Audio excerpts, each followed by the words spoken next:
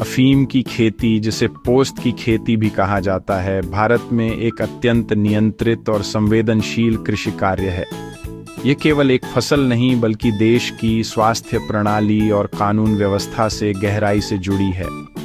अफीम के पौधे पापावर सोमनिफेरम के डोड़े से निकलने वाले लेटेक्स को सुखाकर अफीम बनाई जाती है, जिसमें मॉर्फिन, कोडीन जैसे औषधीय अल्कलॉइड होते हैं। भारत उन गिने चुने देशों में है जहां संयुक्त राष्ट्र के दिशा निर्देशों के तहत कानूनी रूप से अफीम की खेती होती है। सरकार किसानों से पूरी फसल खरीदती है और इसे औषधीय दवाओं के लिए संसाधित करती है। इस खेती के लिए किसानों को विशेष लाइसेंस लेना पड़ता है और हर कदम पर सरकारी नियमों का पालन जरूरी है। अफीम की खेती किसानों के लिए लाभकारी है, लेकिन इसके साथ भारी जिम्मेदारी और जोखिम भी जुड़े हैं। यदि कोई किसान निर्धारित मानकों को पूरा नहीं करता तो उसका लाइसेंस रद्द हो सकता है। ये खेती ज्ञान, परिश्रम और ईमानदारी की मांग करती है ताकि इसका लाभ समाज को मिले और दुरुपयोग रोका जा सके। भारत में अफीम की खेती केवल कुछ अधिसूचित क्षेत्रों में ही होती है जहां की जलवायु और मिट्टी उपयुक्त मानी जाती है। मुख्य रूप से यह खेती मध्य प्रदेश, राजस्थान और उत्तर प्रदेश के चुनिंदा जिलों में सीमित है। मध्य प्रदेश के मंदसौर, नीमच, रतलाम, राजस्थान के चित्तौड़गढ़, झालावाड़, कोटा और उत्तर प्रदेश के बाराबंकी, लखनऊ इसके प्रमुख केंद्र हैं। इन क्षेत्रों का चयन प्रशासनिक सुविधा और फसल की निगरानी के लिए किया गया है। यहाँ के किसान पीढ़ियों से इस खेती से जुड़े हैं और पारंपरिक ज्ञान रखते हैं।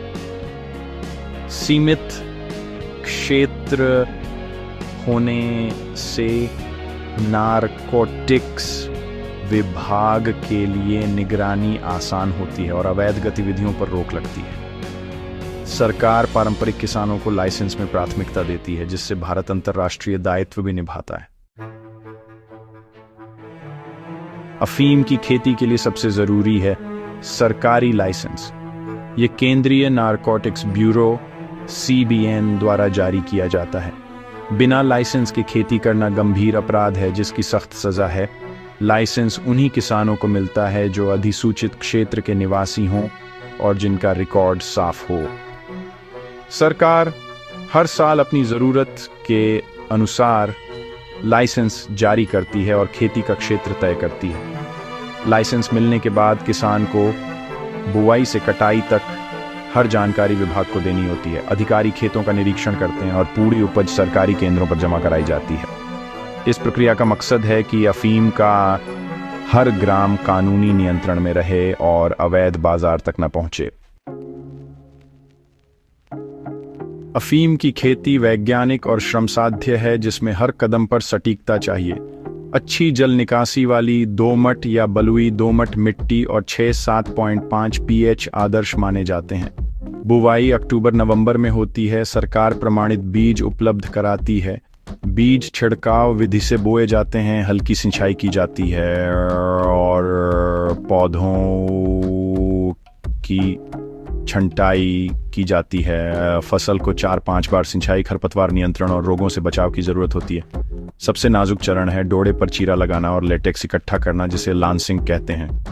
फरवरी-मार्च में डोडो पर नश्तर से चीरा लगाया जाता वर्ड आ गया है, जिससे लेटेक्स निकलता है। जमे हुए लेटेक्स को अगली सुबह खुरच कर इकट्ठा किया जाता है। यह प्रक्रिया कई दिनों तक दोहराई जाती है। अफीम की खेती किसानों के लिए आर्थिक रूप से आकर्षक है क्योंकि सरकार पूरी फसल निश्चित मूल्य पर खरीदती है। मॉर्फिन की मात्रा के अनुसार अफीम का मूल्य तय होता है, जिससे किसान गुणवत्ता पर ध्यान देते हैं। यह आय किसानों को बच्चों की शिक्षा, स्वास्थ्य और जीवन स्तर सुधारने में मदद करती। अफीम के डोडे से निकला खसखस भी किसानों के लिए अतिरिक्त आमदनी का स्रोत है। खसखस की बाजार में अच्छी मांग है, जिससे किसानों को दोहरा लाभ मिलता है। लाइसेंसधारी किसानों को समाज में विशेष सम्मान और प्रतिष्ठा मिलती है।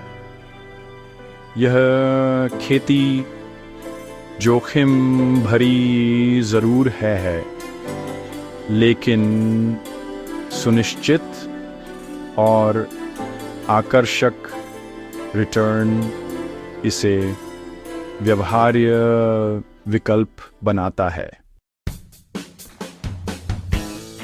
अफीम की खेती में कई चुनौतियां और जोखिम हैं। सबसे बड़ा जोखिम है मौसम की मार। असमय बारिश, ओलावृष्टि या पाला फसल को पूरी तरह बर्बाद कर सकते हैं। फसल की सुरक्षा भी बड़ी चुनौती है। चोरी और तस्करी का खतरा हमेशा बना रहता है। किसानों को कटाई के समय चौकसी बढ़ानी पड़ती है, जिससे मानसिक तनाव भी बढ़ता है। सरकारी नियमों का कड़ाई से पालन जरूरी है। न्यूनतम उपज न होने पर लाइसेंस रद्द हो सकता है। लाइसेंसिंग प्रक्रिया की जटिलता और हर साल नवीनीकरण की अनिश्चितता भी चिंता का कारण है। लेटेक्स संग्रह की श्रमसाध्य प्रक्रिया से शारीरिक समस्याएं भी हो सकती हैं। ये खेती केवल सतर्क और ईमानदार किसानों के लिए उपयुक्त है। अफीम की खेती और व्यापार को नियंत्रित करने के लिए एनडीपीएस अधिनियम 1985 लागू है। बिना लाइसेंस के अफीम की खेती, रखना या बेचना गंभीर अपराध है, जिसमें 10 साल तक की सजा हो सकती है। लाइसेंसधारी किसानों को भी पूरी उपज सरकारी केंद्रों पर ही बेचनी होती है और रिकॉर्ड रखना अनिवार्य है। सीबीएन अधिकारी कभी भी खेतों और रिकॉर्ड का निरीक्षण कर सकते हैं। लाइसेंस की शर्तों का उल्लंघन करने पर लाइसेंस रद्द और कानूनी कार्रवाई हो सकती है।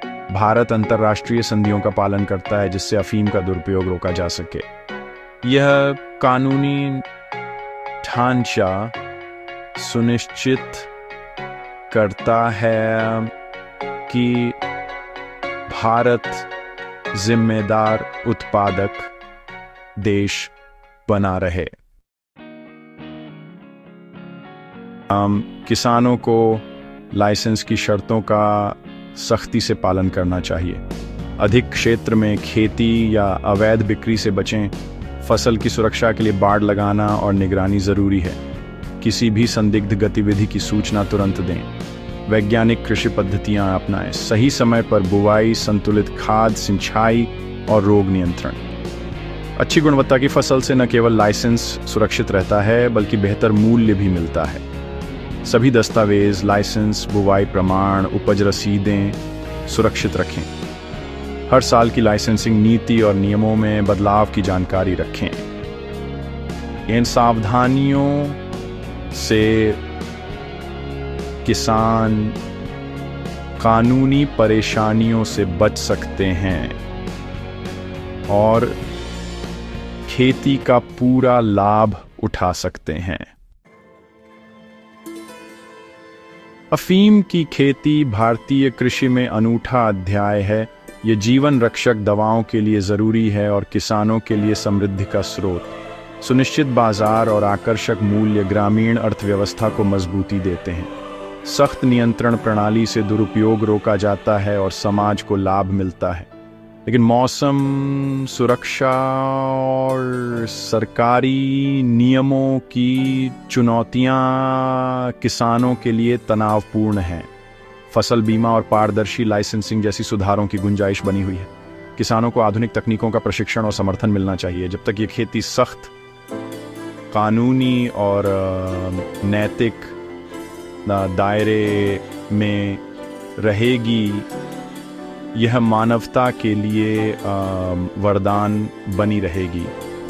यही संतुलन इसकी सफलता का पैमाना है।